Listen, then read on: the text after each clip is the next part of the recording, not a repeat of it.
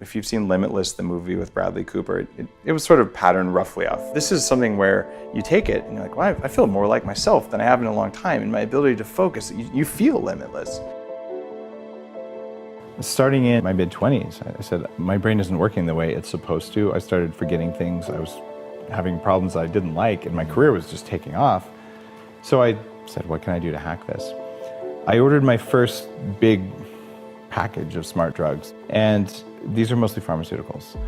They came in, I was all excited, and I took the first of the bunch I was testing out on myself.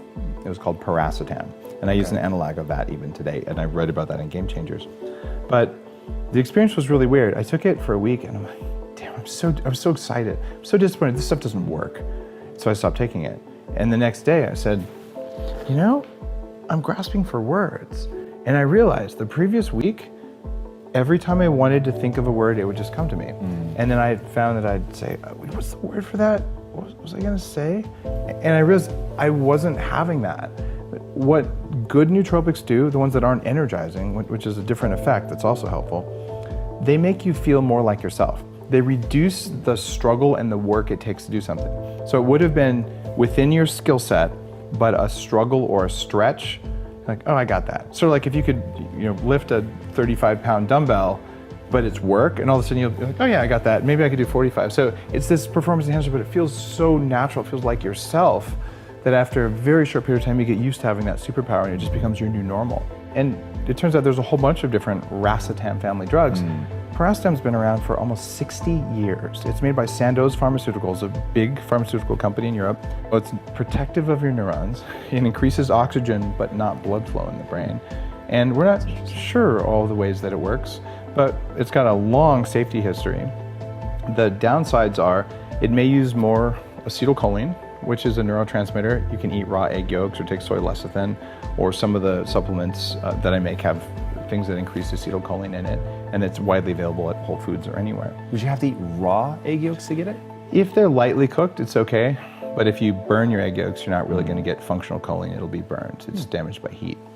So you go through that. It's like that might be one side effect. The other side effect, it amplifies caffeine. So you take one of these things, hold on, your brain works better. It protects your neurons in low oxygen environments, increases oxygen in the brain, and things work better. Like, I think I like this. And what I switched to, and in Game Changers I kind of give the dosage and all this, is one called aniracetam. And aniracetam is lower stress. It also is the only one that increases memory I/O, or input-output. And I'm a computer science guy. I was a computer hacker by training when I weighed 300 pounds. And if you can increase the speed that you put something into a computer's memory or you get it out, it radically changes the performance of the whole computer. So faster memory means something.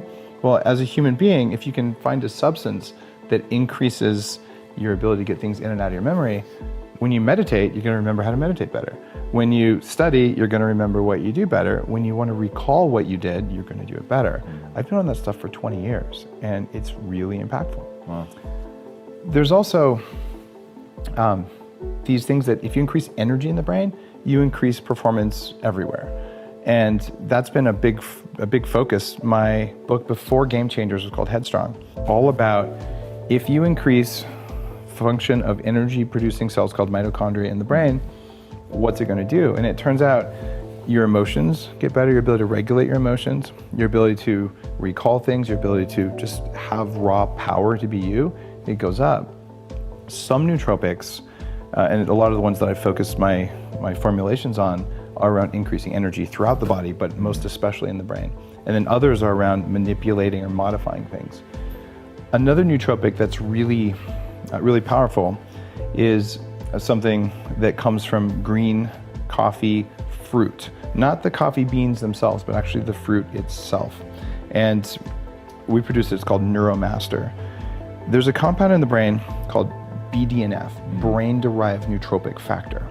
And this is nootropic factor, we're talking about nootropics, this is stuff that lets the brain be more plastic, more like a young brain. And it's tied to something called nerve growth factor. And if you can find a way to raise those things, your brain will act like a young person's brain, it'll learn faster. So the number one thing that we know that's free that raises both of those is exercise. High intensity interval training, lifting heavy things, stuff that you've talked about before on the show, right? But this compound in Neuromaster raises your BDNF levels 4 times more than exercise. So I'm like, I think I'll exercise and I'll take that stuff. So I want that young plastic brain. And after 20 years of trying pretty much every nootropic out there, I've settled in on what works for my brain. But my advice for you as you go down that path, and for everyone watching or listening, is your brain is not the same as your spouse, your friend, even your parents, although it's more likely to be like your parents. So the stack that works for me may not be the stack for you. And this is why when you see companies who have like 15 different racetams and all this stuff in there, don't start there. Because one of those may have a negative effect on you, and one may have a very positive effect. So try those individually. Most of the time with supplements, try all the ones that might work and see if you get the results you want, then pull them out. I found that with nootropics, it doesn't work that way for the pharmaceuticals. With the plant-based ones, it usually does. And I make something called Smart Mode, which is a set of very well-studied plant-based compounds for cognitive enhancement. Kind of a different universe than the pharmaceutical side. And it's funny because another nootropic that's controversial, and it's in Game Changers, is microdosing of LSD. Yes. I interviewed 500 plus people, Nobel Prize winners, all these people, and I said, not what does one person do? I asked them all the same structured question, but what do they all have in common? Like, what are the rules they follow to become game changers? Not all of them microdose LSD. In fact, very few of them do. But the 3 big buckets that came out of all this research over several years was they do things to be smarter, faster, and happier. So happiness doesn't come from wealth, but wealth can come from happiness. But being angry and tired and unhappy all the time is not a good way to become successful or to change the game in your field, or frankly to become wealthy or powerful or whatever else important. I also got from the data, not one person who's been a game changer named, when I asked 3 most important things in the world for people who want to perform better, not one said wealth, power, or fame. They're not seeking that. That is not the target. It is a side effect of them doing what they're here to do. And I had this dinner in New York. It was profound. My friend Andrew hosted this, and he has this long table, 25 people, and there's hedge fund managers, like big people in New York. And it was a Jeffersonian dialogue. And what that means is that instead of just having a random dinner conversation, one person asks a question at the table, and then we discuss it, only one person at a time. So we're all listening and focused. It was really cool. I've never done that before. And when it got to be my turn to ask a question, I said, all right, how many people here have used hallucinogens or psychedelics for personal development? Every single hand at the table went up. Wow. And I'm talking 20-year-old artists to 70-year-old senior executive people. They'd all done it at least once. Get outside your head doesn't mean you go do drugs. In fact, if you're under 25, I would say don't go do drugs because your brain's not done cooking. Don't go, to some random party, even Burning Man. Do it with a trained professional in a place where it's legal. And I talk about, you can actually go to a place in Costa Rica that has a medically licensed ayahuasca setting. I did ayahuasca in Peru 20 years ago with a shaman in the jungle, which was a transformative experience for me. But just to go out there and say, hey, I got someone to go to Disneyland, that is not good for your soul. It is not good for your performance. It's not cognitive enhancing. But having the ability to look in and see what your mistakes are, you can do this with holotropic breathing, which is a type of breathing that was developed to replace LSD for psychotherapy in the early 70s. I saw it in the book. Go into detail about that. Oh, I love this.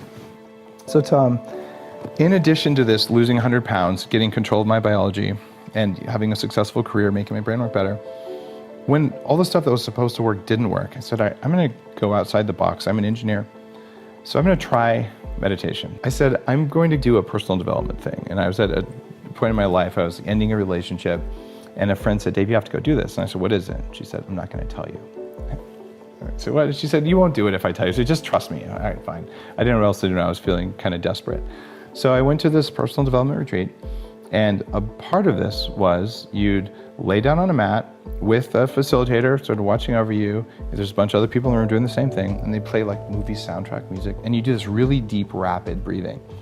And the technical term for what you do is called tripping balls. You're like, what is going on here? And literally... Is it because you're essentially hyperventilating? Yeah. Okay. You're hypoxic. I've done this with Stan Grof, the guy who invented it. He's the guy who created the field of transpersonal psychology. In the 60s in Czechoslovakia, when it was still one country, He had from Sandoz Pharmaceuticals, the same company that makes paracetam, he had a shipment of LSD when it was first invented. And he, as a licensed psychiatrist, treated 3,000 patients with LSD. And he noticed that they were all getting better, and he was frustrated that the Freudian stuff wasn't working. So they all get better, but there's patterns about how you come into the world. There's patterns where people get stuck, and he could help them work through it using this.